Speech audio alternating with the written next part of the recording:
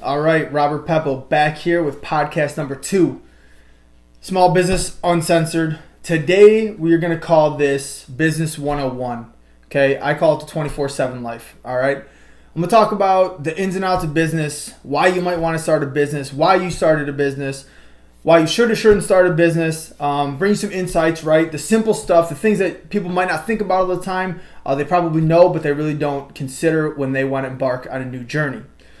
So I'm going to break it down from lawyers, vendors, customers, employees, all that, and how it makes the 24/7 hour life. The quote is, I would rather work 100 hours for myself, which I've done, than 40 hours for somebody else, which I've never done and I don't ever plan on doing. Unless the opportunity was right, but I'm not going to leave my business anytime soon. So let's start this. Podcast number 2. All right, so Business Lessons 101. Let's start with some basics, right? You're going to need a good accountant, okay? So why this is important. A good accountant is going to help you manage your profit and loss. He's going to talk to you about your taxes at the end of the year, because guess what? As a business owner, you're not going to get a tax return anymore. Most likely, you're going to owe every single year, okay? It's just the nature of the beast. However, you can reduce that with a good tax accountant that knows your business. So make a relationship with someone, let's say for instance like us. I'm in the restaurant, my accountant knows restaurants. He has very big clients that are much bigger than us, more successful than us, and that's who I want to work with, man. He knows what they're doing, okay? So that's going to help us. When he does our books, we sit down and talk. He knows the industry, he knows the trends, he knows where we should be at. Him and I discuss things, and we do better and better every time, right? All right, so that's just one, okay? It's very important. Do not underestimate that, and don't just pick anybody, and do not try and do it yourself, I swear. I don't think you should do your own personal taxes, even if it's simple. Have a professional do it, okay? Maximize your results. Outsource what you're not good at. You're here to run your business and do your thing. Outsource what you can, okay? So that's just another point. If you can outsource something, just like you would hire an employee, you can't do all the work yourself. And if there's something technical that you can't do, hire somebody to do it, okay? You're going to pay for it, and what you'll get back is time, happiness. If you're going to rack your brain over some stuff you don't know and then lose money on it potentially, why would you want to do that? Pay the cost. It's a small price to pay to get it done right and perhaps save you thousands of dollars in our case, or you'll be spending thousands of dollars. So that fee is pretty small in comparison. So do your research, talk to other business owners, sit down and have conversations with people, whoever you vibe with, whoever knows your industry, work with them. You could always change, okay? But make a good decision on that. All right, let's see. Another one, vendors, okay? Who are you going to be doing business with? Who are you depending on to get your products, to get your goods that you're going to sell? Are they quality? Are they at a good price? Are they as many as you can, as many as you need, can they get you? Whatever it is you're doing. Are they able to handle growth if you're in growth mode? These vendors are going to matter. So for instance, for us, we work with the number 1 restaurant distributor in the world, and I chose them for a few different reasons. So number 1, they can handle any growth that we're going to do, and I hope to grow pretty soon and pretty large. So I want to develop these relationships early, okay? They also have partnerships with other people. Smaller vendors are great for their own reasons, but for what we're doing specific to our business and my goals and my vision is to partner with other people that can get us to the next level. Okay, so these bigger people have other people that they create relationships with that funnel business, right? Because the big vendors, man, or any vendor really should think like this. If you do good, they're going to do good. If you continue to buy product, that's good for them, right? So these bigger companies partner with other companies specific to your industry, and then you create new networks that way.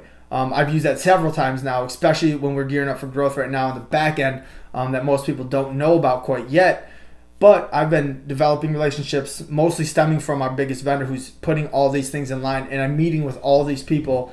It's a little bit harder now, left of Zoom calls and things like that, but even face-to-face people are still out and about. Business has to continue, right? It's the lifeblood of the economy. So make relationships with your vendors. These people are going to be with you for a long time. They're going to be deciding things for your business when you can't.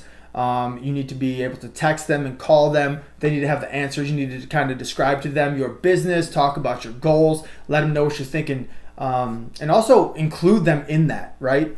Start to develop these relationships that they're included in it and feel part of it. I mean, I can't stress that enough. These people are your business. They're your lifeblood as well, just like your customers, just like your employees. So let's talk about another thing. Employees. Are you going to need to hire people when you start your business, or maybe you are hiring people now? Being able to manage people and understanding everyone is different and how that relates to your business, your needs, and their needs as well. My father's done a really good job of that, so I was able to kind of see how that worked. And then I put my own way into the business now. And so each person is different. Just straight off the bat, everybody knows that, right? But each person's got to be dealt with differently, right? So we have like a standard, this is what you do and don't do, but everybody reacts differently. Everybody is going to do different things. And how are you going to address that? How are people going to stay? Why do they want to stay with you? How are they going to want to continue to grow and get better for you and with your goals and vision? Like for me, I wouldn't say hard, but I'm very specific on the way that I want the systems and processes and things like that because I have a big vision, right? And I've learned from other people who've done what I'm going to do, and I just blueprint that and stick with it. And that might be hard for some people, and that's okay. This business doesn't have to be for everybody. But you're going to have to manage people, and there are going to be a whole lot of people and a whole lot of things going on. You're going to have to do that pretty quickly. So I give myself some general guidelines on things that I do and don't accept, things that are okay and not okay, and then I do it on a person-to-person basis on whatever comes up every single day, the 24/7 life. It's literally every day. It could be at 10 p.m. at night, 3 a.m. in the morning. It really doesn't matter. 24/7 is how businesses are run. And if you don't know that, you will know that soon if you're embarking on any business or getting into business. And if you're just an employee, think about whatever business you're in and all the other employees that have other things going on. It's not difficult to manage. You just got to do it, and you got to do it well if you want to be successful and successful for a long time. That's for sure. All right, so let's talk about maybe specific licenses for your business. Like we need to go get annual training for food service sanitation, and different health records like that, right? Health licenses. So whatever specific to your industry, you got to keep up on all your licenses and your training. Okay, it's ongoing and it never ever ends. In fact, it continues to increase as new technologies come out, new data comes out, new information, and new ways and new best practices, right? So you have to stay current with that. With that, if you're part of different associations like us, the National Restaurant Association or Illinois Restaurant Association, you're pretty current with these things. They make it pretty easy for you to get involved and stay current and understand what's happening. With those people, you get on these trends, you see what's happening, and you can stay on the forefront of it. It's pretty simple, but you need to be in the know, and you need to be receiving these emails, logging on, and being in these circles of what's going on. You need to go to the restaurant shows. Like for us, you need to be talking to people. This way you stay current with it, you stay up to date, and you bring your people up to date too, so they can stay current with it and do the things necessary to help you in your business when you're not there. That's important too with your employees. Can they do what you can do on the floor so you can do the back end stuff that nobody else is going to do for you? Because there's a whole lot of that. Managing cash flow, managing lawyers, let's say, for your annual minutes at the end of the year, right? Or if you're doing anything for growth and franchising or whatever. There's a lot of stuff you're going to have to do. So can your people on the floor do it? Can your people working in your business handle the things that you've established? If they can't, you got to train them better. And so you need a manual. Okay, for instance, we created a training manual. It lays out everything to do. We have our recipe books. We have the front of the house operations, back of the house operations, all these manuals and books that I've created that our employees can go to and use if needed. If we are not there, or perhaps we're really busy, the information is there. I did that for two reasons: for better training, better systems, better processes, less that I have to do daily. And then also when we franchise, we are ready to deploy these manuals, books to our franchisees, and they can jump right in our system. All right. And all that is 24/7, right? Because I can't do that in the middle of a lunch rush. You got to do that tonight, right? It's 9 o'clock and I'm doing this. So it's 24/7 life. Let's say community relations, okay? You're opening a business, you're picking a town. Why are you picking that town? Who is there? How is the village? How is the mayor? And what are the aldermen like?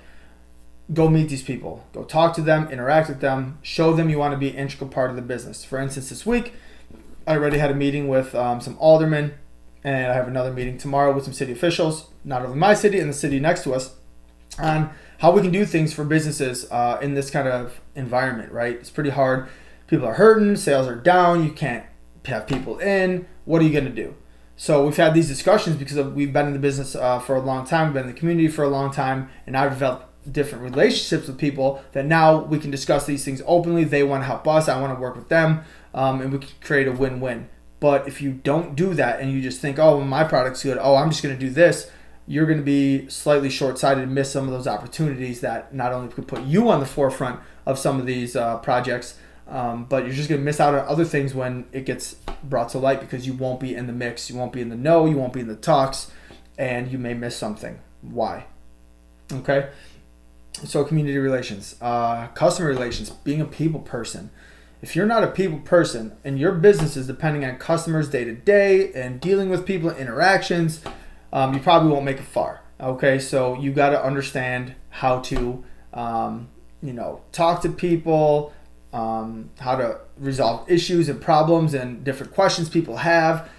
And it's different every single day. It can be something new. And so you just got to be ready to talk to people. You can't be afraid to talk to people, address things, and talk. So getting to know your business so you can address all these answers, people coming in, is important. And you need to know that you just can't get mad and it's not always going to be your way and it's not always going to go right. And you just got to deal with that. So be built for it. All right. And if you're not that type of person, do something that perhaps doesn't have to deal with customers face to face. And then you can be better off the other way. Or perhaps, like some people do, they just spout off at the mouth and do it their way. And some people build big businesses doing that way, like podcasting, different life coaches and things like that have gone way far hard that I wouldn't necessarily do, but it does work for them. So again, pick what is good for you and what you are good at and just go hard at it. All right, so I kind of broke everything down for you. All the simple basic, that is the most basic thing that I can break down for you guys about business. And that's just Business 101. Going from employees, vendors, lawyers, licenses, fees, community, customer service, customer relations, vendor relations, and how that all comes together. We're not even talking about product yet. We're not talking about marketing yet, although I already covered that in my first podcast, like very, very intro. There's so much more that goes into it. And that's why I call it the 24/7 hour life. All right, 24/7 life. Small Business Uncensored, you're literally 24/7, 100 hours a week for yourself, so you don't got to work 40 hours for anybody else. Stay badass, y'all. Do whatever it takes.